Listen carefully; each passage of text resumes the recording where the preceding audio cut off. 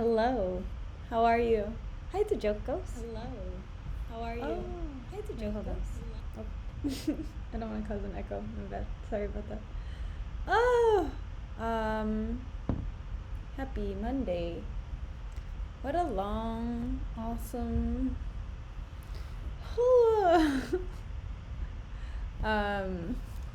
Good God. It's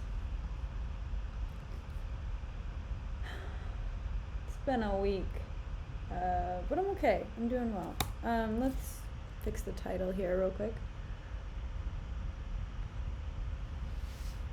You know, for some reason I always forget to do the title. Let's see.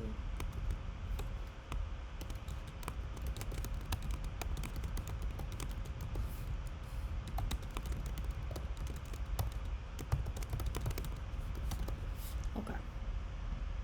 There we go. We got it all fixed. My weekend was great to Jokos. I ended up doing things I wasn't expecting. So I got coffee with a friend of mine, and then I went to go get murnaengmyeon. If you don't know what murnaengmyeon is, it's like, it literally means like a water cold noodle. And so we went, and it was like the best naengmyeon I've had in Korea so far. I like naengmyeon a lot, so, and this person is a big foodie. So that was good. I ended up going out on Friday and partying. So that happened, but it's fine. It was fine. It was good. Here, hold on. I'm gonna make sure that I have everything. Yeah. Okay. There we go. Popped out the flip. I wanted to make sure. Well, I noticed that when I'm on calls and things like that, that if I don't have my phone on airplane mode, that my phone will be, or my call will be really spotty, or if I don't have my computer on airplane mode while I'm on a call on my phone, it'll be really spotty. So I was thinking, if when I'm streaming, if I'm getting like a message or something, it might be the cause of why there's lagging.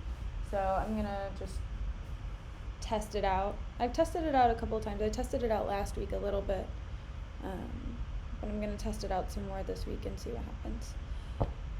Who knows? Yeah, just like a kind of crazy wild weekend. But on Sunday, I did have some wholesome time to myself, and I reorganized my living/bedroom, which was great. And so now there's like a whole bunch more space because I got rid of a whole bunch of stuff. Well, a whole bunch of stuff it's an exaggeration, but I organized it in a way that makes more sense, and I just threw away things that I wasn't using and didn't need. So that was really cathartic for me. I really like getting rid of things, and since I'm going to be moving in about a month, it's going to be really helpful to be able to just get rid of the things that I don't need. Because I guess the biggest thing that was hard for me when I moved here was that the previous tenant left a whole bunch of trash in the apartment, and I just kind of like shoved them into crevices. And I don't want to be the same kind of raccoon that person was and leave trash for the next person, but at the same time, like, some of it might be helpful for them, I don't know. But at the same rate, it's like, I don't want to throw it away because it's a lot of work to throw things away.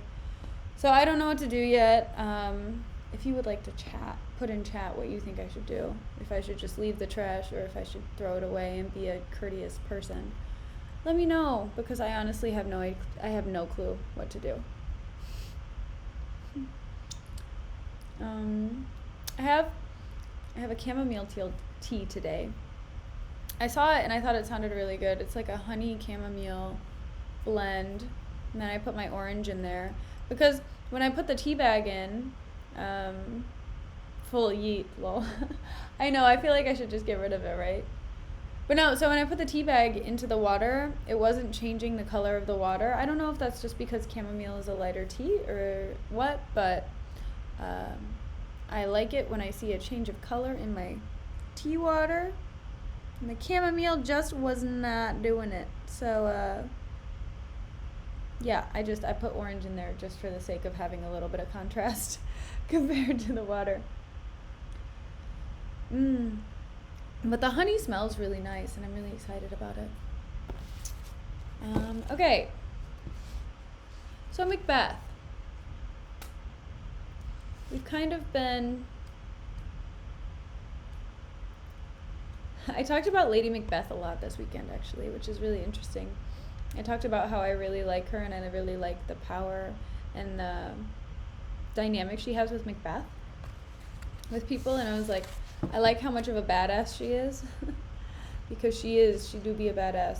So, I was just telling everyone that I know, I was like, I really like Lady Macbeth, and everyone was like, okay, sure. No context.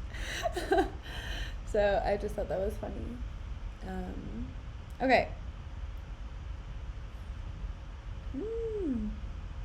Anyway, so yeah, we're on Act 2 now. So if you were not here before, essentially what has happened is Macbeth and Lady Macbeth are planning on killing Duncan. Lady Macbeth came up with this. Lady Macbeth is gold, right? She knows what she wants, and she thinks she knows how to get what she wants to. So I'm hoping she can, to be honest, because I think that's pretty badass. But Lady Macbeth is planning on killing Duncan, and Lady Macbeth is saying, Macbeth, either you're in this with me or you're not. You gotta choose. And so Macbeth is just like, right, I guess so.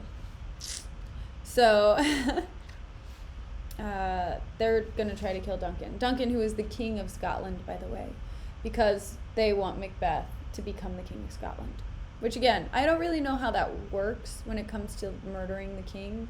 Because, I mean, at least from life insurance policy standards, like, if you kill somebody that you want their life insurance policy, or you're, like, the person who can inherit it, you don't get the life insurance policy. So I don't really know how it works with the king and becoming the King of Scotland, but whatever. Okay, Act 2, Scene 1. We're in the courtyard of Macbeth's castle, and Fleance enters and Banquo enters, and Fleance is holding a burning torch. Now, Fleance is Banquo's son, and Banquo is a thane, aka a landowner of Scotland. So, Fleance is holding the torch for his good old father Banquo, and Banquo says, "How goes the night, boy?" Fleance: "The moon is down. I have not heard the clock." Banquo: "And she goes down at 12. Fleance: "I take it 'tis later, sir." Banquo: "Hold! Take my sword!" I'm dead. He's like, Fleance, I don't want to hold my sword anymore, just hold it for a second. "There's husbandry in heaven. Their candles are all out. Take thee that too. A heavy summons lies like lead upon me, and yet I would not sleep. Merciful powers, restrain in me the cursed thoughts that nature gives way to in repose. And then a servant comes in, holding a burning torch, and Macbeth. I like how they worded it so it sounds like the servant is also holding Macbeth, even though he's holding the torch. And then Macbeth is also entering at the same time. Can you just imagine a man coming in and he's just like, "I've carried Macbeth out here to greet you." And I'm holding a torch. I know, strong servant. Okay, so Banquo says to Fleance, "Give me my swords." He literally just gave Fleance his sword for like 5 seconds just to rest his arm. And then to the entrance, "Who's there?" And he's holding his sword. "Who's there?" I'm dead. And Macbeth says, "A friend," as he's laying in this man's arms. "A friend." Banquo says, "What, sir, not ye at rest?" "A king's abed. The king's abed, he hath been in unusual pleasure, and sent forth great largesse to your offices. This diamond he greets your wife withal by the name of most kind hostess, and shut up in measureless content." So Banquo's just like, I don't know why you're not sleeping. The king is sleeping. Everyone is sleeping. So why are you out in your courtyard, like, frolicking about? I don't understand what's going on. He's already told you and, like, complimented you on your party skills and, like, how Lady Macbeth carried herself. And Macbeth says, Being unprepared, our will became the servant to defect, which else would free have wrought. And Banquo says, all's well. I dreamt last night of the 3 wayward sisters. To you they have showed some truth. So Banquo is the same guy who was with Macbeth whenever they came back. So Banquo and Macbeth definitely have a strong relationship, and they know each other very well. I'm guessing they kind of have a brotherly bond because of this. But at the same rate, I think Banquo is a little bit worried about what Macbeth is going to do because of these witches who came to them and were like, hey, Macbeth, you're going to be the king one day. Anyway. So Macbeth says, I think not of them. Yet, when we can entreat an hour to serve, we would spend it in some words upon that business, if you would grant the time. Banquo. At your kindest leisure. Macbeth. If you shall cleave to my consent, which 'tis, it shall make honor for you. Banquo. So I lose none in seeking to augment it, but still keep my bosom franchised and allegiance clear, I shall be counselled. Macbeth. Good repose the while. Banquo. Thanks, sir. The like to you. So I think Macbeth just excused Banquo and Fleance from being in the courtyard, just being like, hey, I don't think you really need to watch over the king's door or anything. I will guard it for you. This is my party. I am hosting. I want to make sure he's safe. I want to make sure nothing happens. Banquo, don't worry. I'm not going to rat on you. I'm not going to say that you didn't do anything. Go sleep for a little bit. Come back later. It'll be fine. And Banquo's like, thanks, bro. Appreciate it. And Banquo and Fleance exude. Let me tell you. So, Macbeth then is going to go on a long-ass rampage. Meaning a long-ass fucking monologue. He's just talking to himself. Which, I mean, I get it. I monologue to myself, too, so it's not that weird, to be honest.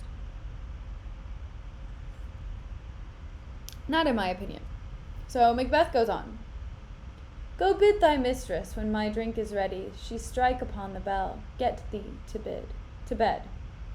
And the servant exits. Is this a dagger which I see before me? What is this, Romeo and Juliet, when Juliet's just like, oh, it's a dagger, I'm gonna kill myself instead of marrying Paris. Anyway. Is this a dagger which I see before me, the handle toward my hand? Come. Let me clutch thee. So cheesy. Anyway, I have thee not, and yet I see thee still. Art thou not, fatal vision, sensible to feeling as to sight? Or art thou but a dagger of the mind, a false creation proceeding from the heat oppressed brain? I see thee yet in form as palpable as this which now I draw. So he draws his dagger. So he's just talking about it. He's like, oh, how ironic. There's a dagger here. I wonder what that could be used for. Violence? I think so. Thou marshallest me the way that I was going. I just imagine a dagger slowly being lowered from the ceiling. I know, right? It's like Spider-Man lowering or secret agent lowering from a thing. It's just like, and he's like, oh, thank you, heavens, or Scarlett Johansson, for making this dagger appear.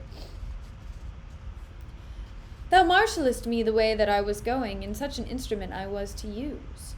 Mine eyes are made the fools of the other senses, or else worth all the rest. I see thee still, and on thy blade the dungeon. Dudgeon. Oh, it's not dungeon, it's dudgeon. Sorry. Gouts of blood, which was not so before. There's no such thing. It is the bloody business which informs thus to mine eyes. Now, o'er the one half world, nature seems dead, and wicked dreams abuse the curtained sleep. Witchcraft celebrates pale Hecate's offerings, and withered Merthyr, alarumed by his sentinel, the wolf, whose howl his watch thus with his stealthy pace, with Tarquin's ravishing strides, toward his design moves like a ghost. Thou sure and firm-set earth, hear not my steps which way they walk, for fear thy very stones prate of my whereabout, and take the present horror from the time which now suits with it. Whiles I threat, he lives. Words to the heat of deeds too cold breath gives. Okay. So he's essentially just like, this is the instrument I shall use to commit murder. This is how I shall shed blood, is with this little dagger. I mean, daggers aren't usually big, I would say, at least in my recollection. I mean, I guess sometimes they can be big, but usually they're just like a little... I think of a fruit knife when I think of a dagger, but I know sometimes daggers can be chunky boys. Sometimes. Anyway, a bell rings. I go, and it is done. The bell invites me. Hear it not, Duncan, for it is Nell that summons thee to heaven or to hell. Whoa. Okay. So he's like, oh, I didn't do this. Either way, Duncan, you were gonna die anyway, so it doesn't really matter if I did it or not. Even though it's totally him, he's the only reason this is gonna happen, other than Lady Macbeth, but still. He's the reason because of the witches. So he exits and scene 2 begins. I'm just imagining him like running off from the garden, and he's like, ooh, I have a dagger. I am going to murder. That's what I imagine. But anyway, okay, so scene 2 is in the same location and Lady Macbeth is there. But I'm guessing this happens after sequentially. And Lady Macbeth starts and says, that which hath made them drunk hath made me bold. What hath quenched them hath given me fire. Hark! Peace. It was the owl that shrieked the fatal bellman, which gives the sternest good night. He is about it. The doors are open, and the surfeited grooms do mock their charge with snores. I have drugged their possets, that death and nature do contend about them, whether they live or die. So Lady Macbeth is already she drugged people. So she's like, oh, well, Darwin is going to decide whether or not they live at this point because, survival of the fittest. If they can take the drugs, they can take the drugs. And if they can't, they shan't. Am I right, boys? So, anyway, Macbeth comes in. Who's there? What ho? Way to go, Macbeth. Way to call your lady a hoe. What's up, Sadie? Alack, I am afraid they have awaked, and 'tis not done, the attempt and not the deed, confounds us. Hark, I laid their daggers ready, he could not miss 'em. Had he not resembled my father as he slept, I'd have done it. How old do you think I am, Sadie? So, Lady Macbeth thinks that everyone is awake. So she's worried that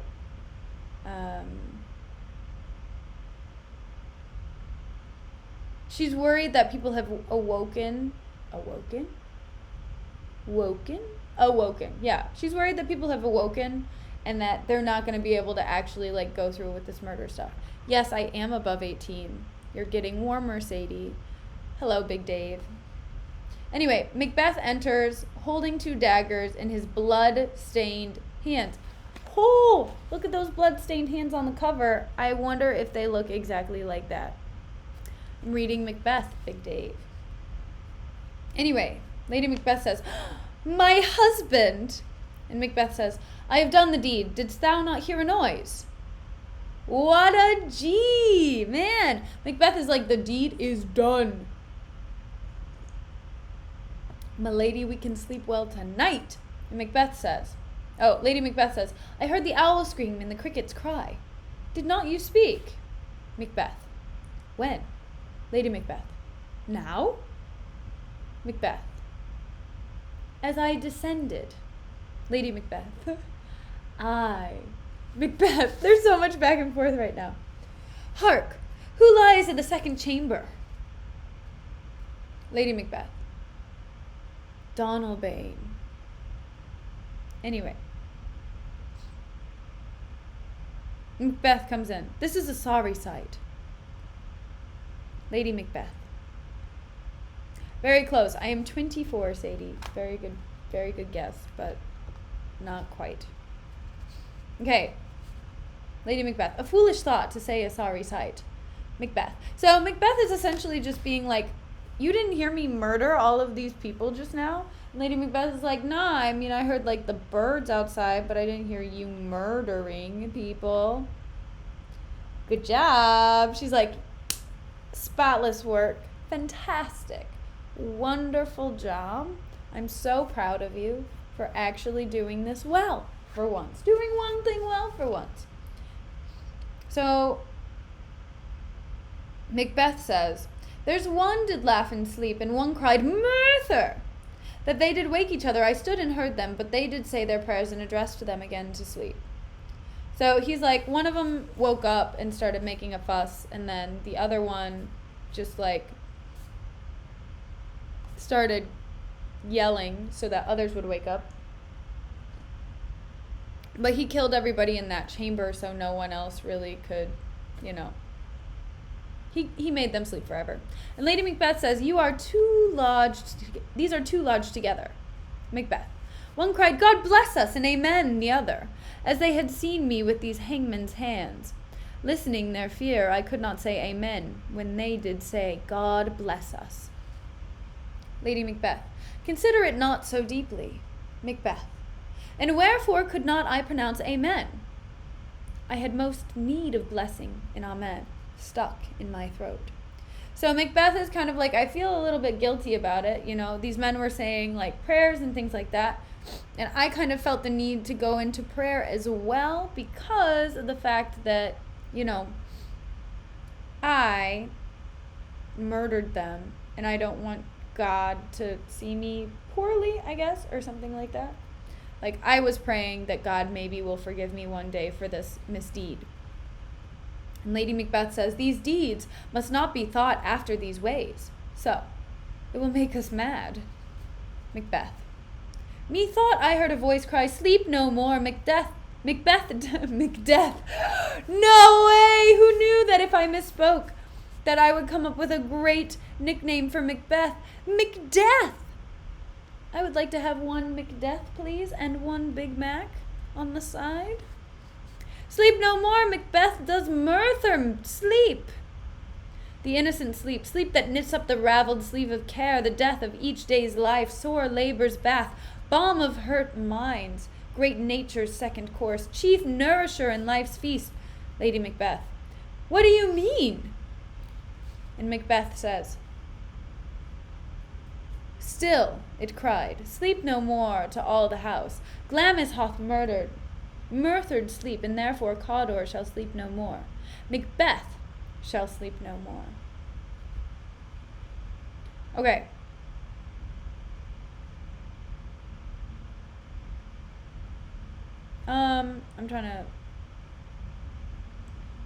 I'm trying to like understand and describe this a little bit. So essentially, so he killed all of these people in their sleep, right?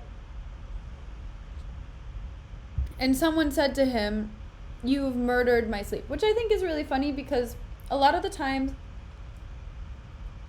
at least in like modern murder horror films or things like that, people will say like, good night, or stuff like that.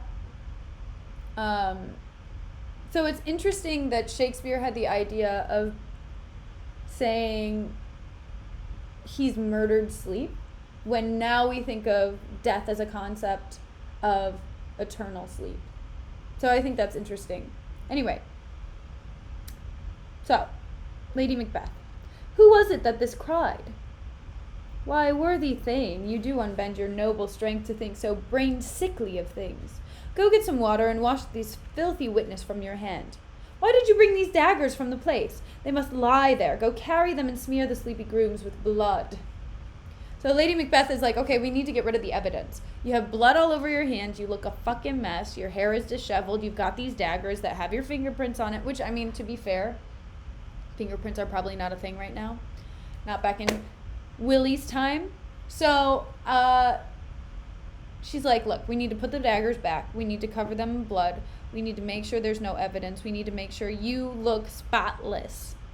So that when people show up, they are wondering who killed the king. And Macbeth says, I'll go no more. I'm afraid to think what I have done. Look on it again, I dare not. So Macbeth is saying, I can't put things back. I can't put the daggers back. I can't wash my hands right now. Like, I can't do anything. I can't cover this up because otherwise I think I'm going to be sick and just, I can't do it. And Lady Macbeth says, infirm of purpose, give me the daggers. The sleeping and the dead are but as pictures. 'Tis the eye of childhood that fears a painted devil. If he do bleed, I'll gild the faces of the grooms withal, for it must seem their guilt. Lady Macbeth is such a badass. She's like, if you can't fucking do it, I'll do it. If you don't have the gall in the guts to go through with this murder that you done committed, bitch, I'll do it for you. I will commit the whole rest of this act for you. You made the murder, I'll clean it up. I done will do this. Facts. And then Lady Macbeth exits, and there is a knocking heard. Macbeth says, whence is that knocking? How is it with me, when every noise appalls me? What hands are here? They pluck out mine eyes. Will all great Neptune's ocean wash this blood clean from my hand? No, this my hand will rather the multitudinous seas incarnadine, making the green one red. Anyway, so Macbeth is starting to lose it a little bit. He's just like, holy shit, I just killed people. I feel really fucking scared and nervous about it. This is really upsetting. This is something that I've never done before. This is something I've never fathomed doing. This is something I've never wanted to do. And here I am washing the blood off of my hands, the blood of my friends and these people who dined at my house and trusted me. I'm washing their blood off of me, and now I'm hearing knocking, and now he's feeling paranoid. He's really worried about what's going to happen. So Lady Macbeth comes in and says, my hands are of your color, but I shame to wear a heart so white. And there's more knocking. I hear knocking. At the south entry retire we to our chamber, a little water clears us of this deed. How easy is it then? Your constancy hath left you unattended. And then there's more knocking. Hark, more knocking! Get on your nightgown, lest occasion call us and show us to be watchers. Be not lost so poorly in your thoughts. And Macbeth says, I know my deed, 'twere best not know myself. And there's knocking again. Wake Duncan with thy knocking, I would thou couldst. And then they exit. So they're getting upset because I'm guessing what happened is people are starting to wake up and people are noticing that people are dead. So, since they are the hosts and since they are the owner of the castle, people are knocking on their door to alert them and alarm them that somebody has murdered the king in their own home. Okay. So scene 3 begins. We are inside the southern gateway of the castle. Intermittent knocking continues. And I wonder also if knocking is a signal of maybe like something bad happening, maybe death knocking. I know that's a thing that people reference sometimes.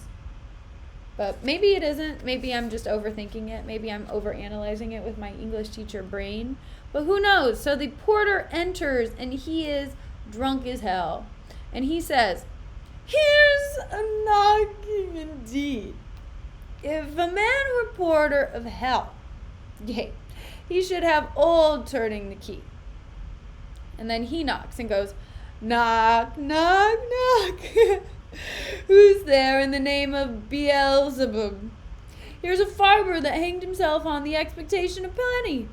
Come in time of napkins and how about you? Here you'll sweat for it. And then there's more knocking. Knock, knock. Who's there in the elder devil's name? Faith, here an equivocator that could swear on both the scales against either scale, who committed treason enough for God's sake, yet could not equivocate to heaven. Oh, come in, equivocator. And then there's more knocking. Knock, knock, knock. Who's there? Faith. Here's an English tailor come hither for stealing out of a French hose. Come in, tailor, for you may roast your goose. And then there's more knocking. Knock, knock, never at quiet. What are you? But this place is too cold for hell. I'll devil porter it no further. I had thought to have let in some of all professions that go the primrose way to the everlasting bonfire. Then there's more knocking. Anon! Anon, I pray. Remember the porter. And then he opens the gate.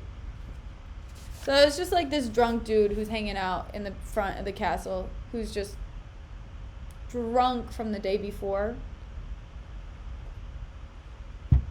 Because Lady Macbeth done put stuff in the drinks, but at the same time, she gave them a lot to drink. What was that? I don't know. Anyway. Macduff and Lennox enter the gate. And Macduff says, "Was it so late, friend, ere you went to bed, that you do lie so late?" Porter. "Faith, sir, we are carousing till the second cock, and drink, sir, is a great provoker of 3 things. And Macduff says, "What 3 things does drink especially provoke?" Porter. "Marry, sir, nose painting, sleep, and urine." So, essentially, sex, sleep, or pissing yourself.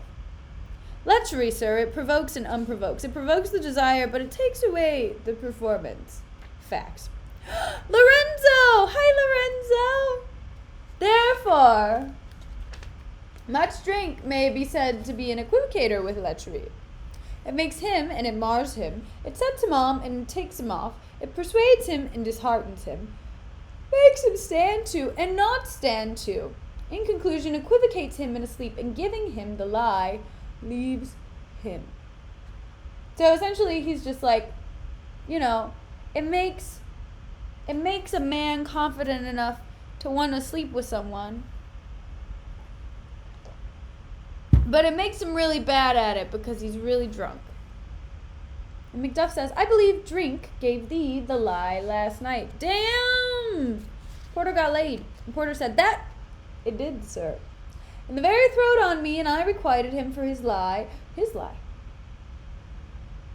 And I think, being too strong for him, though he took up my legs sometime, yet I made a shift to cast him." Macduff, "Is thy master stirring?" And Macbeth comes in a dressing gown. I don't know what happened with Porter last night, and you know what? I'm not going to question it too much because honestly,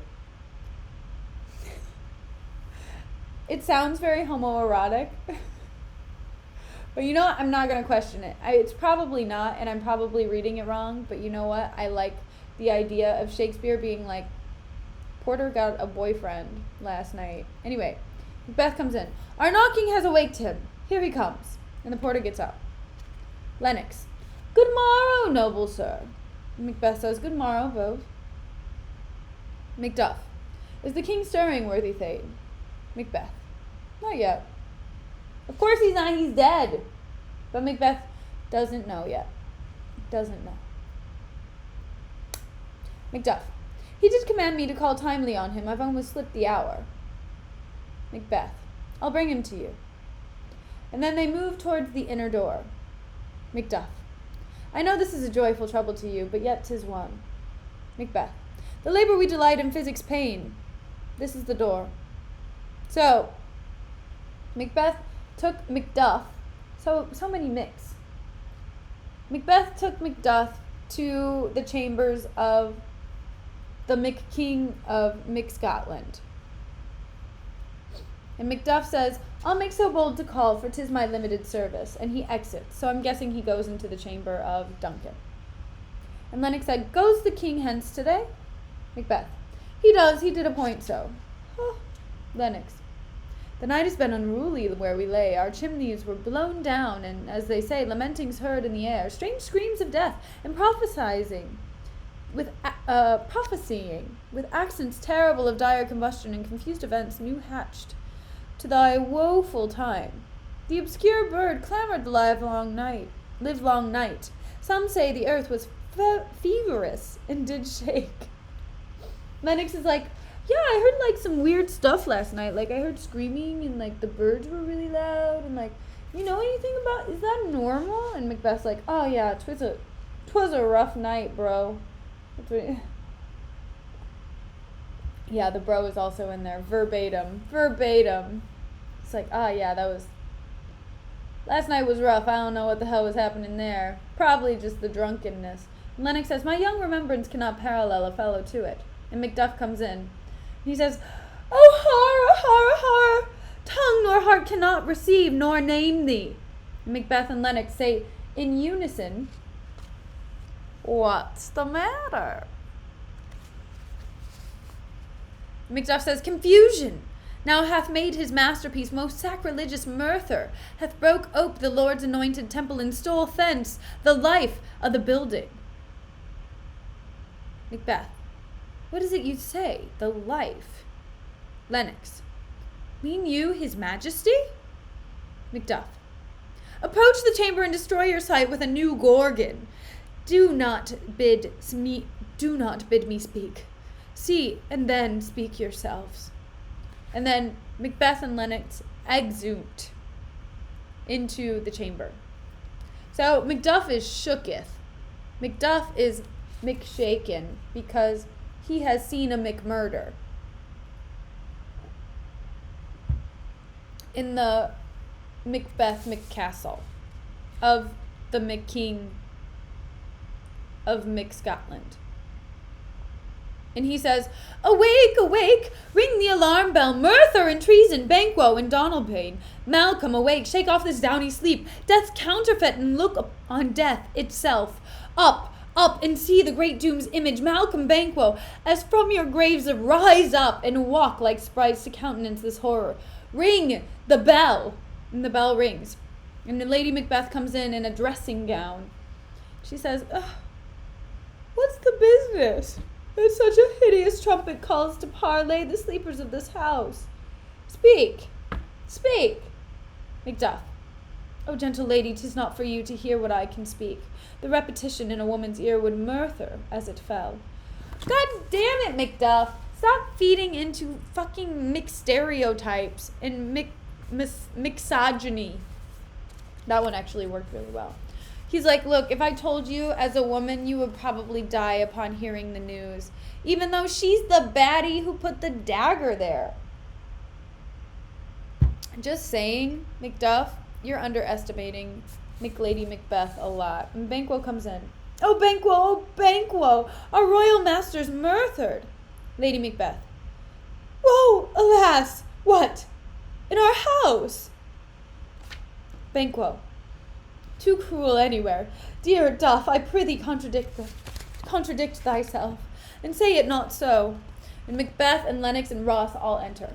And Macbeth says, had I but died an hour before this chance, I had lived a blessed time, for from this instant there's nothing serious in mortality. All is but toys. Renown and grace is dead.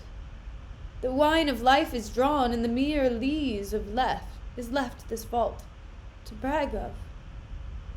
So he's pretending to be in shock. He's just like, if I would have woken up an hour later, maybe I would have been murdered too. Ooh, how scary that there was a possibility I could have been murdered last night. And Malcolm and Donalbain enter. Donalbain says, what is amiss? And Macbeth says, you are and do not know it. The spring, the head, the fountain of your blood is stopped. The very source of it is stopped. Which you have to remember, Malcolm and Donalbain are, I think Malcolm too, right? Donalbain is definitely Duncan's son. Yeah. Malcolm and Donalbain are Duncan's sons. So they are the princes of Scotland. Macduff said, your royal father's murdered. Malcolm. Oh? By who? Lennox. Those of his chambers, as it seemed, had done it. Their faces and hands were all badged with blood, so were their daggers, which, unwiped, we found upon their pillows. They stared and were distracted. No man's life was to be trusted with them. Macbeth. Oh. Yet I do repent me of my fury, that I did kill them. So Lennox is saying that they found the daggers with the guys who were supposed to be guarding the chamber of the king. And they found the daggers on the bed of the guards. That they were like still bloodied, whatever. And Macbeth is like, I think I'm gonna kill him. Or maybe he already did kill them. Macduff, wherefore did you so? Macbeth, who can be wise, amazed, temperate, and furious, loyal and neutral in a moment? No man. The expedition of my violent love outrun the pause of reason. Here lay Duncan, his silver skin laced with his golden blood, and his gashed stabs looked like a breach in nature for ruin's wasteful entrance. There, the murderers! Steeped in the colors of their trade, their daggers unmerrily breached with gore. Who could refrain that had a heart to love, and in that heart courage to make loves known? So Macbeth already killed the dudes who were guarding the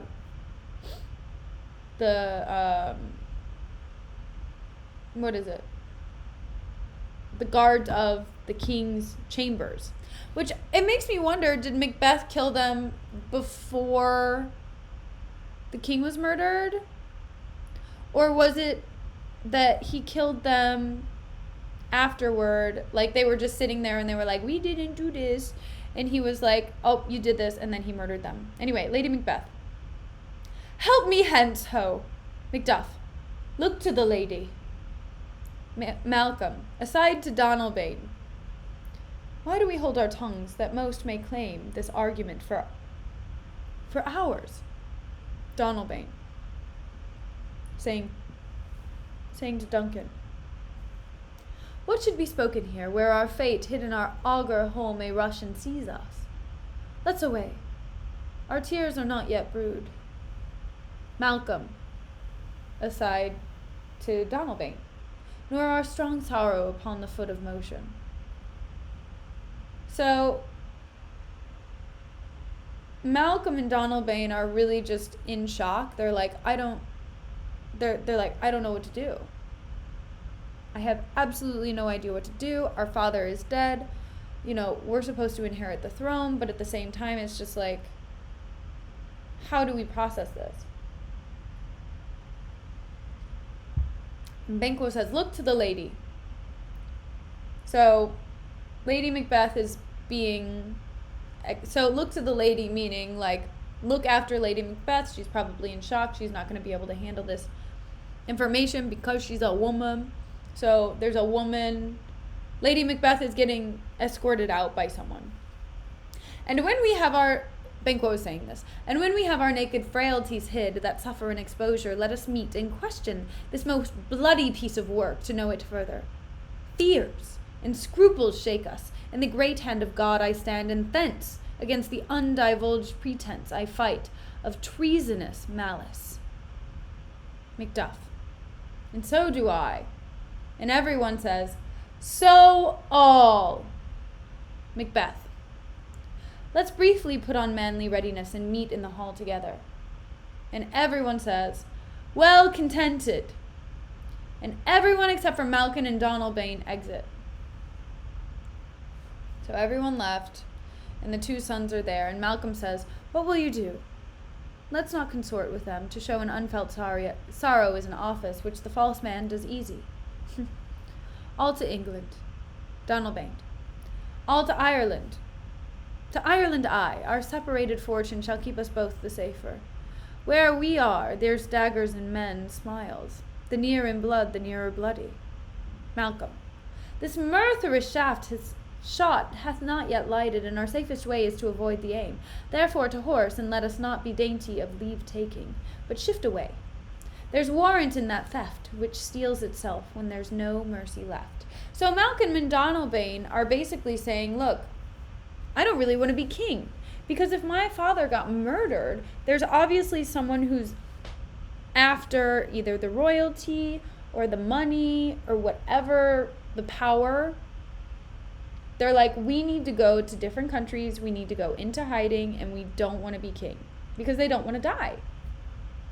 So one of them is going to go to England, one of them is going to go to Ireland. And they're just going to go into hiding, essentially. And that's exactly what they're discussing. Which is crazy. And then we've got scene 4. This is the last scene of the act. And it's a shouty. So here we go. Scene 4, near Macbeth's castle. Enter Ross with an old man. I love a good old man in a play that is titled Old Man. Okay. Is this, oh my god. This starts with 70, I remember well. I don't know how familiar you are with American history. Abraham Lincoln said in a speech 70 years ago, our founding fathers, blah, blah, blah, blah, blah, in a really famous speech. So I wonder if he got this from Macbeth, where the old man says 70. Anyway, I digress. Old man.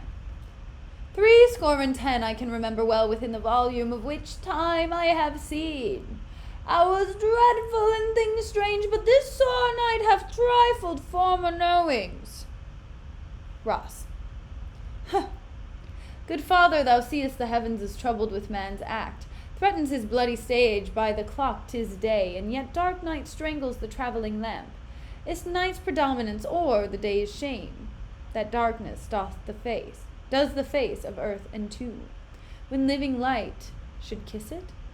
Old man.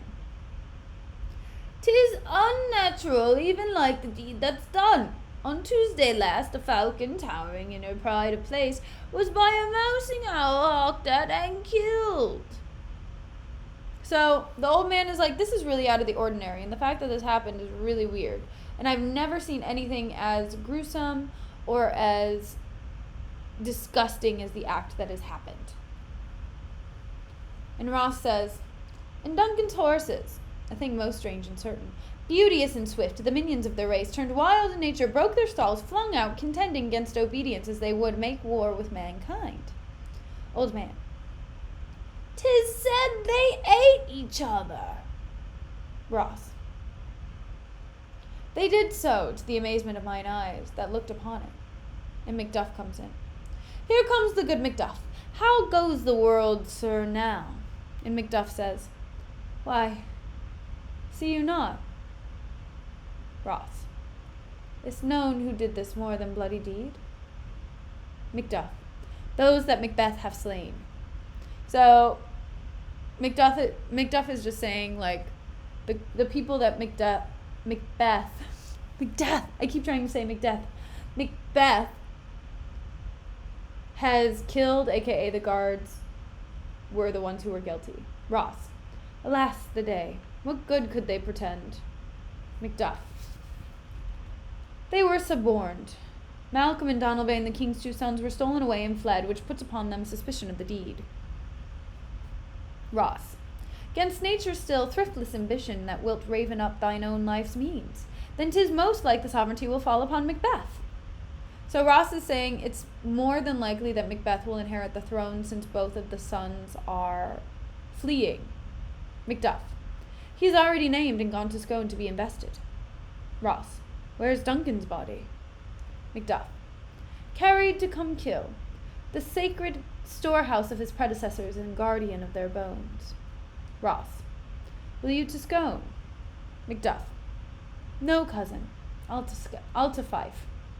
Ross. Well, I will thither. Macduff. Well, may you see things well done there. Adieu. Lest our old robes sit easier than our new. And Ross says, farewell, father. And the old man says, God's benison go with you, and with those that would make a good of bad, and friends of foes. Okay, so Macbeth is already being named the king, because since both sons have fled, and since Macbeth really backed up the king in the death crap,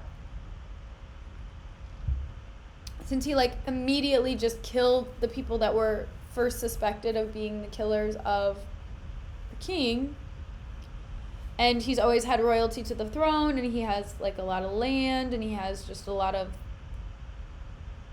he has a big reputation, he automatically just gets the throne because the sons don't want it. What a big brain play. Way to go, Macbeth. But the old man, he's just kind of like forewarning them. He's like, look, watch out, because it might not be the best idea to make him, it seems like a really fishy situation. So just watch out. And yeah, Macduff was just like, okay, so essentially the king is going to have a funeral. A lot of people might not show up because, he was mortared. So, they don't want to get mortared. But we'll see what happens. So yeah, I'm curious to see what happens with Macbeth, because I'm curious what he's going to do in the role as the king and why he wants the power that comes with it. So yeah, it's really interesting to see the development of the character, and I'm hoping to see a little bit more with maybe how he's going to handle this power, because he was very surprised even to get Cawdor, and he only had it for it felt like a week maybe at most before the king came to visit him in Cawdor and have dinner. So it'll be neat to see what Macbeth does in the coming acts as the new reigning king. Thank you for joining today. Thank you for hanging out. If you enjoyed the stream today, feel free to follow. If not, that is fine too. I will be streaming Act 3 tomorrow. It'll be really good, hopefully. I had fun. I hope you did. Have a good evening. Lorenzo, thanks for dropping by today. It's been a minute. Thanks for always sticking around to Jokos. It's always a blast. I'll talk to you tomorrow. Okay? Bye.